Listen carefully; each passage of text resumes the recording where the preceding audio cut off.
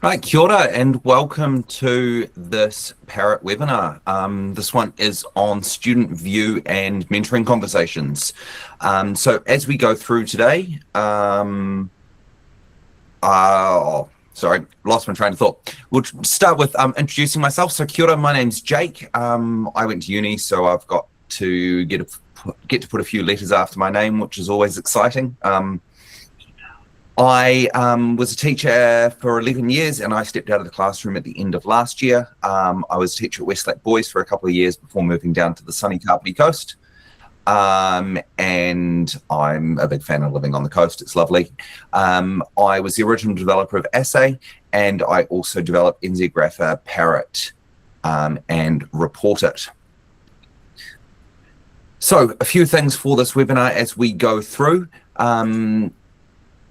If you want to put questions into the chat, that is a great thing to do. I have also hopefully shared the slides into the chat as well, and that will allow you to have a look at the slides in your own time.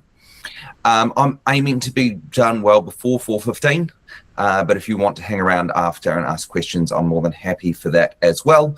From the last webinar, half of the people told me that I went too fast and half of the people told me that I was going at the right speed. So I'm going to try and get the speed about right today, but the session will be recorded. So if you want to go and back and look at that later, you are more than welcome to do so. So what we're going to be covering today, we're going to look at attendance, NCEA, literacy and numeracy, assessment schedules, university entrance and planning sheets. Now, some of these are slightly more straightforward than others, but we'll kind of whiz through. We'll have a look at some screenshots and we'll see how we get on. So to access the student view, which I think is really good for when you're having a mentoring conversation with a student, you click on the students button on the home screen of PAROT. When you come in there, across the top, so across here are the buttons that you can click on to look at different information. And the search area on the left-hand side lets you search by students by name, year level, subject class, and tutor groups. So you could come along and you could type in blogs and it'll bring up all of the kids with the surname of blogs. You can type in 13 and it'll bring up all your year 13 students. You can type in a subject class. So you might type in 10 Math, and then it will bring up all of the kids taking year 10 maths. And you can also type in a tutor group, which various different schools have their tutor groups set up slightly differently. And in the last week or so, we've made it so that you can also look up timetable top or timetable bottom classes as well. So that's quite useful for schools that are doing academic conferencing, classes where they're timetabled in not as their tutor group, but in one of the timetable top or bottom fields on Kmart. So that's all set up for you to be able to easily find your kids. And then once you've found your kids, what can we see? So the first screen we've got here is the attendance screen. So this shows attendance information as the year goes on based on whatever is set up for your school in the weekly emails. So this is what it looks like for the school that I've taken the screenshot from, but not all schools will look exactly the same because it's based on whatever is going home to your whānau and caregivers at home. So this one's set up to show some basic attendance information, but also some pastoral, some recognitions and assessments that are coming up. So it's kind of just a quick snapshot of everything and including what is going home. The next tab is teachers. So teachers allows you to easily email all of the teachers of a student, which for a dean, when you've got a parent coming in later in the day, yeah, you can send a message on Kmart, but this is often faster and teachers are generally quite good at checking their emails. So there's a button down here which is email all teachers. If you use Outlook, you need to use the email all teachers Outlook button. Now, for some of you, when you click that button, it might not work. If it doesn't, there is some instructions down the bottom here which show you how to set Gmail as your default provider. So that's attendance and teachers. Next up, we're going to have a look at the NCEA screen. So the NCEA screen shows NCEA results. So up the top here, we've got results grouped by the co-rec, level 1, level 2, and level 3, with a bar across at the 60 credits, because that's what you've got to get level 1, 2, and 3 these days. And we can see that the student here has got well enough credits to get level 2, but not enough for level 3 yet. But we can see that there are entries here that will get them over the line, provided they pass. Now, the level 1 column, you'll notice it says level 1 plus. It includes all credits that are level 1 or higher, because they can all count towards level 1. Likewise, level 2 is 2 plus, because it counts everything that's level 2 or higher. And the 3, occasionally there'll be some students that are doing level 4 or 5 standards. They can count towards level 3 as well. So they all get included in there. It gives you the summary data as a nice little table on the right hand side. I've scrolled down slightly on the screenshot so I can see the next bit, but there's also a table at the top which shows you the level 1, 2, and 3 rather than just broken down by year. Now, on the lower half of the screen, it shows us the data here by subject. So we've got the 6 different subjects that the students taking this year with their entries. And if you hover over any of these bars, like I've done on this bar here, it'll give you a breakdown of what those standards are. So we can quickly go, cool, we've got 4 standards left in maths. We can see on the right-hand side here, they're all internal standards.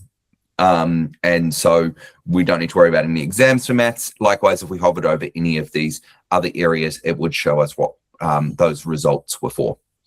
We can also see on the right-hand side here the results from 2025. So we've got our maths and PE on the right-hand side here. And sometimes schools have random little mark books set up, like this one was set up with some random bits. And there was a random result in here from year 10 English, which probably was the co-requisite, if I'm taking a stab in the dark. We can see health was one of the subjects they struggled more with. So if we were looking this year and they were doing health, we might want to be taking that into account when we're looking at what we're aiming for and targeting. And likewise, if there's credits from previous years, if you keep scrolling down, they'll show there as well. The next up is custom qualifications. So this school that I'm looking up at here has PATs and subject-based assessment set up as custom qualifications. The custom qualifications allow you to set up whatever it is that you're doing inside your school that might be different to standard NCEA. So in year 9s and 10s, a lot of schools have got it set up with various different systems, because every school does it slightly differently. There's a bunch of schools that do well, they were doing curriculum levels. Curriculum levels are obviously being phased out. There's some that do a junior NCEA style thing. There are some that do that, but with an extra grade like developing. So you can bring all of that in here and see it in the same way that we were seeing the NCEA data. So this is a quick snapshot of what that looks like for the PAT data. But you can, if schools that have the custom qualification module are able to have that set up for any of the bits that they're wanting to look at. The next tab along is, I didn't actually talk about it. I'll quickly talk about it now, is the all results tab. It's pretty boring. It's a table, but it's got a nice little filter at the top where you can search by subject or year or standard name, and it just filters the list nicely. And sometimes it's quite useful to just grab all of the results in a nice little table. The next one along is the assessment timeline. Now, this may or may not be showing for you, depending on whether or not your school has got this turned on. You can turn this on from the admin settings. Unlike the custom qualifications, which is a paid add-on assessment timeline, that's just still part of the basic package, but not all schools set up their assessment timelines in Kmart to pull through. So if you want that turned on, just tick the tick box inside the admin area to turn that on. Once it's turned on, it brings through all of those assessment timelines from Kmart, and you can see how the students are doing in the results, sorted by time and what assessments they've got coming up and where there might be pain points. So if we're looking at the student here, we've got one assessment here that's not yet assessed, but we can see it's actually not due. While the assessment started in February, it's not going to be finished until June. and we can see the other ones there that we've finished. We've all got results sitting there for. So it's useful for a couple of things. One, if there's an assessment that should have been done, is that a assessment that the student has done but the results haven't been given back yet, or is it one that the student hasn't done for whatever reason? So good prompting for conversations when you're doing those academic conferences, but also later on in the year, looking at where there might be some pain points for the students. So if they've got 5 assignments due in a week, you can start talking to them about how they manage those 5 assignments all being due at the same time. Next up is the literacy and numeracy screen. Now, literacy and numeracy, nice, simple, straightforward qualifications or add-ons to qualifications or requisites for qualifications. I don't know. So there is currently 5 different ways that you can gain literacy and 4 different ways that you can gain numeracy. So what I've tried to do is bring this together in as simple as possible fashion to make it easy for teachers to follow. It's still not super straightforward though, because, well, it's complex. So let's look at the student here. So this student doesn't have literacy, and I've expanded out the details here on the level 1 literacy. You may, before you expand it out, it'll show the literacy, the numeracy, and the UE literacy. Did I include? No, I didn't. That's right. I'll talk about UE literacy in a minute when we've got the screen on the next page. So does NCEA say they have level 1 literacy? Well, no, they don't. So that's a good start, that they probably don't, or based on when the last time NCEA calculated and did an upload, they didn't. So the primary pathway that students get literacy now is from the CAAs. So do they have that? No. And we can see the entries for it. So they achieved the demonstrate understandings of ideas in written text. So that's reading. It used to have a better name that included the word reading, but it doesn't anymore. And then write text to communicate. They didn't pass the writing. So given that they haven't got the CAAs, we could resit, because we're still early enough in the year, could resit that writing, or we could look at what transition standards are available to us. So these are the standards that are only available to be used between 24 and 27. So we can look at these and we can go, well, actually, we didn't pass 2 of them, and we've passed 1, and we don't have any others available to us.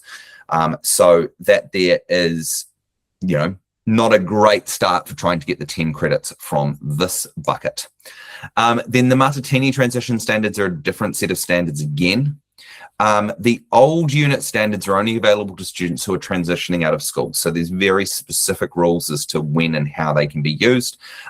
So just be aware if you're trying to use that one that you've checked all of the criteria around that.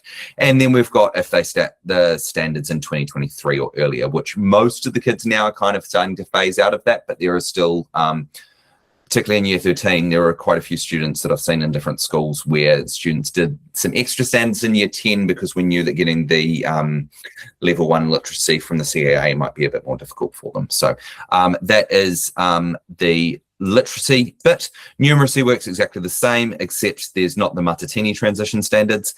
And then there is UE literacy. So for UE literacy, students need to get 5 reading credits, 5 writing credits, and 10 credits overall. So the way KMAR displays that is they show it reading/writing/credits that could go for either.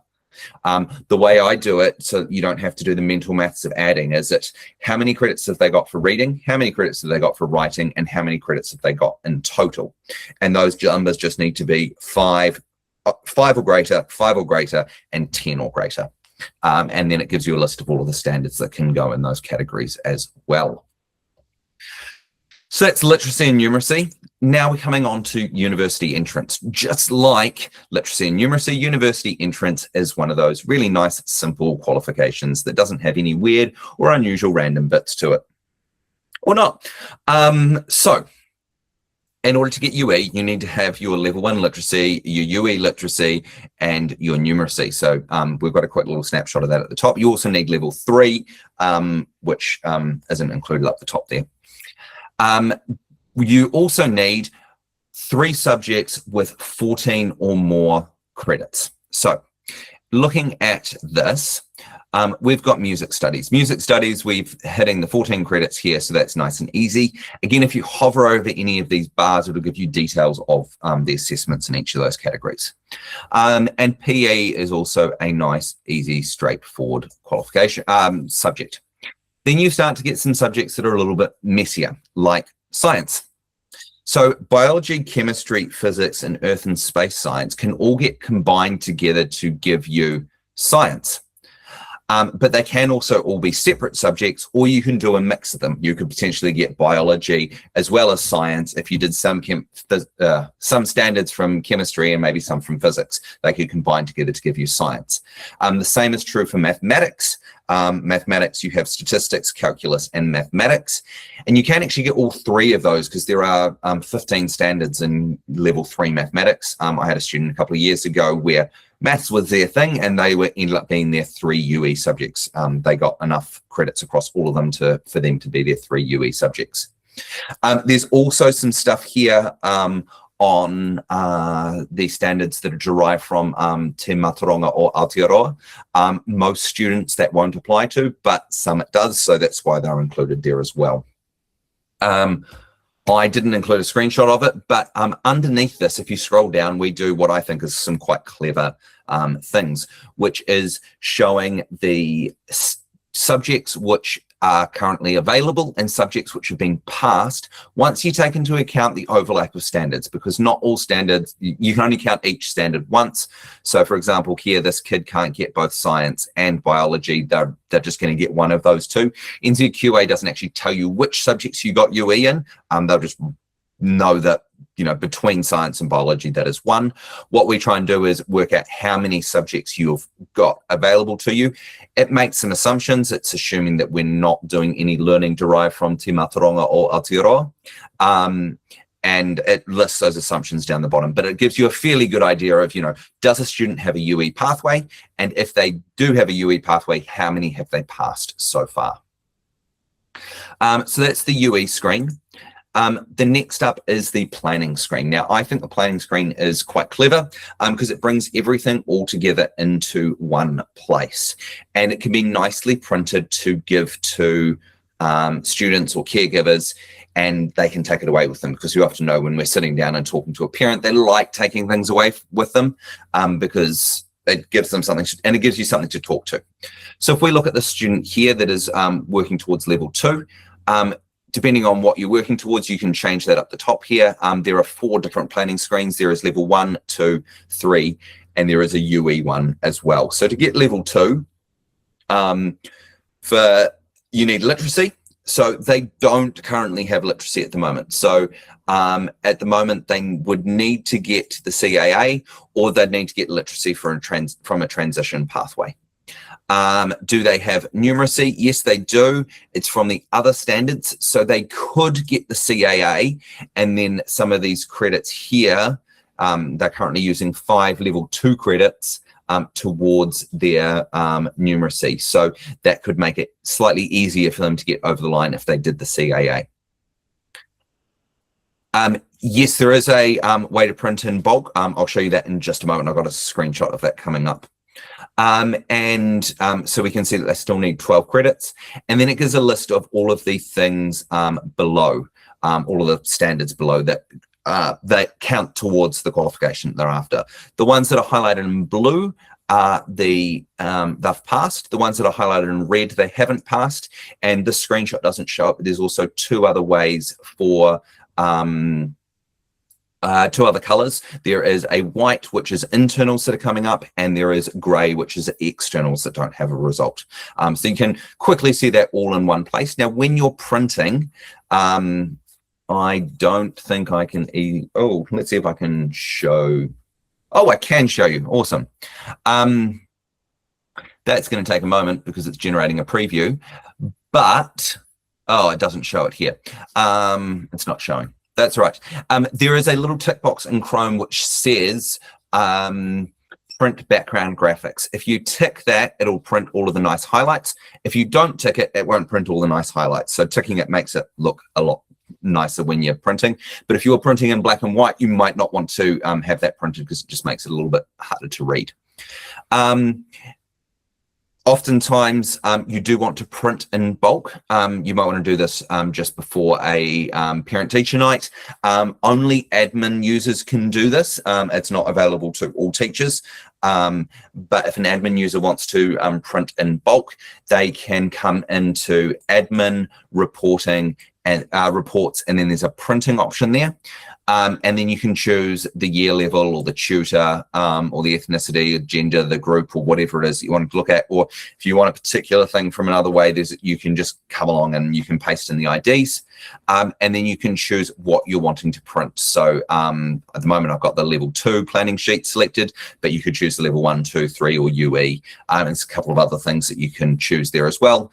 And then you can hit print, and that'll open up in a new tab. And when you hit print, it'll automatically put page breaks in between each student. Just do be careful if you're printing them out double-sided, because it doesn't always put the page breaks in such a way that when you're double-siding it, each student is on their own sheet. So that is most of the stuff on the student view there that I was hoping to look at today. One of the things that hopefully makes these sessions most useful going forward is if I get feedback from you. So there's a QR code that you can scan there, or I will paste the link to this in the chat if I am clever. Yeah, there we go. Okay, so I've put that didn't turn into a link. Let's try that again.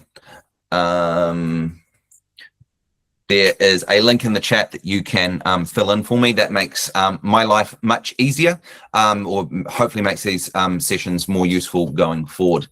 But also, if you've got any feedback or questions, now's a great time to chuck them in the chat. I like questions because if you've got a question, it probably means someone else has a question as well.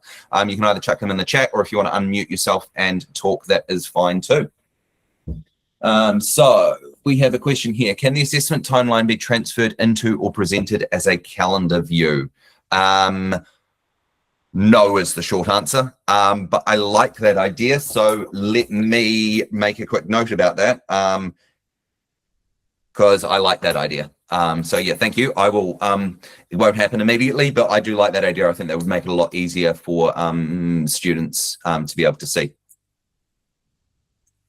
Cool. Well, for the lack of other questions, I'm going to quickly show a couple of final thoughts here, and then I'll answer any other questions that come up. So the first one is development voting. On the main page, you can click on development voting and vote on the things that you want to see on PAROT. We build the things that we get the most votes for. So this really helps us guide things. There's also a link in the slides here to the guides, which on the PAROT website, there are heaps of guides. All of these webinars we record and we put up there, but also there's a whole bunch of other guides and videos there as well. And also, when you answer the survey, if you could let me know if there's other things you would like to see webinars on, that means I can, structure these to be most useful for you. The other question that's come in, does planning give assessment dates? No, it doesn't. That's only on the assessment timeline page. That would probably be useful to have. Let me make a note of that as well, because I think that would be quite useful and not difficult to do.